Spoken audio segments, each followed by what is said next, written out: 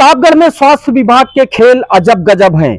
कहीं सरकारी एम्बुलेंस में दवाइयां ढोई जाती हैं तो कहीं डिप्टी सीएमओ को हत्या की धमकी गुंडे इसलिए देते हैं क्योंकि झोला छाप डॉक्टर सरकारी दवा अवैध क्लिनिक पर बेचते हुए रंगे हाथ पकड़े जाते हैं।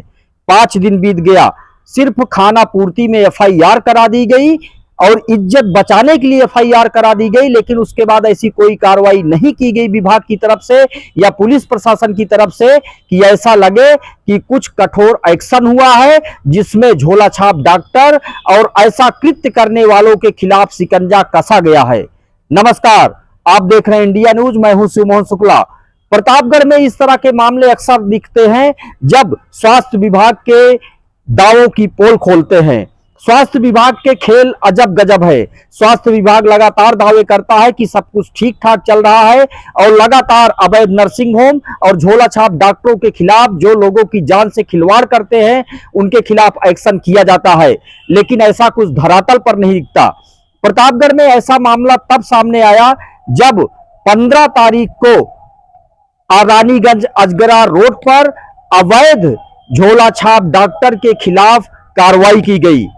लीलापुर थाना इलाके के अजगरा रोड पर अग्रहरी क्लिनिक के नाम से अवैध क्लिनिक चलाने वाला, अवैध अस्पताल चलाने वाला डॉक्टर वीएल वर्मा सफेद पोस्ट के साए में खुलेआम ऐसा कृत्य करते हुए पाया गया, जहां कई बार शिकायतों के बावजूद जब टीम नहीं गई तो लगातार ग्रामीणों ने शिकायतें की कि यहां सरकारी दवाएं लाई जाती हैं, सरकारी दवाएं बेची जाती हैं।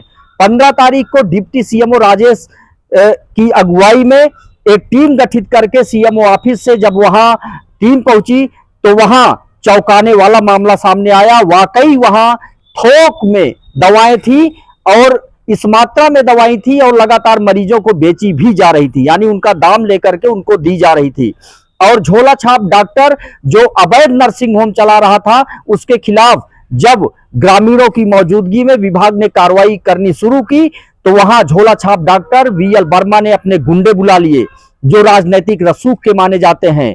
गुंडे ब्लैक स्कॉर्पियो से आए और उन्होंने धमकी देते हुए जहां सीजर दस्तावेज फाड़ दिए, वहीं एक जांच टीम के कर्मचारी का मोबाइल छीन लिया और डिप्टी सीएमओ को हत्या की धमकी दी, यानी जान से मारने की धमकी दी कि इस मामले में कार्रवाई न की जाए।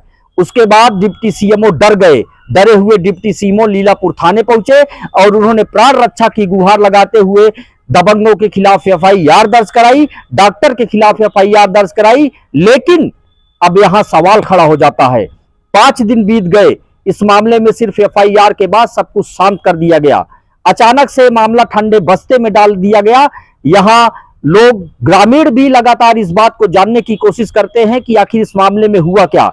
लेकिन अब राजनीतिक रसूख का इस्तेमाल करते हुए डॉक्टर वीएल वर्मा ने जहां अपने गुंडों के साथ हत्या की धमकी डॉक्टर को दी, उनके साथ मारपीट करने की कोशिश की गई, कर्मचारी के मोबाइल को छीन लिया गया और गाली गलौज किया गया। उसके बावजूद भी इस मामले में नर्सिंग होम को हालांकि सील कर दिया गया था और एफआईआर दर्ज कराई गई, लेकिन अब इस मामले में कोई एक्शन इस तरह से नहीं किया गया जिससे ऐसे लोगों का मनोबल टूटता नजर आए।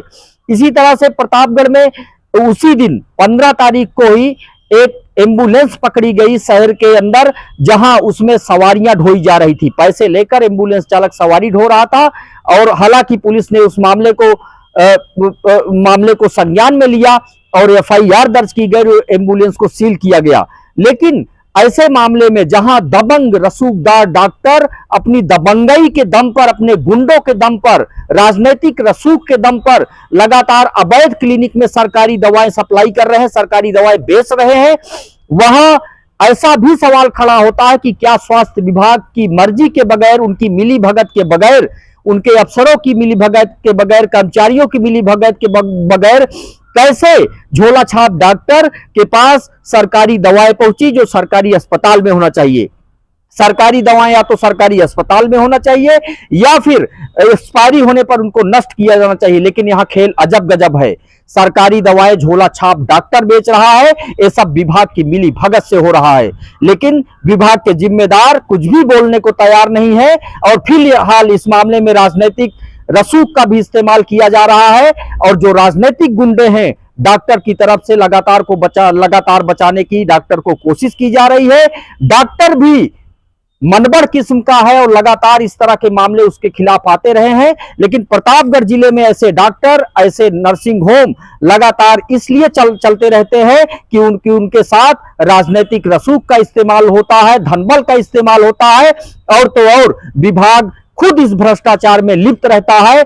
अब इस मामले में किसी के पास, चाहे वो सीएमओ हो, चाहे वो जिम्मेदार अफसर हो, चाहे उच्च अफसर हो, किसी के पास कोई जवाब नहीं है। पुलिस प्रशासन भी बैकफुट पर नजर आता है। एफआईआर दर्ज करने के 5 दिन बाद भी कोई गिरफ्तारी नहीं हुई, ना तो इस तरह से कोई एक्शन किया गया। जबकि सामान्य व्यक्ति होता तो अभी तक उसको गिरफ्तार करके जेल की शिक्षों में डाल दिया गया होता। सवाल बड़ा है और सवाल का उत्तर देना ही होगा। प्रतापगढ़ से कैमरा पर्सन अनीस अहमद के साथ शिव मोहन शुक्ला, इंडिया न्यूज।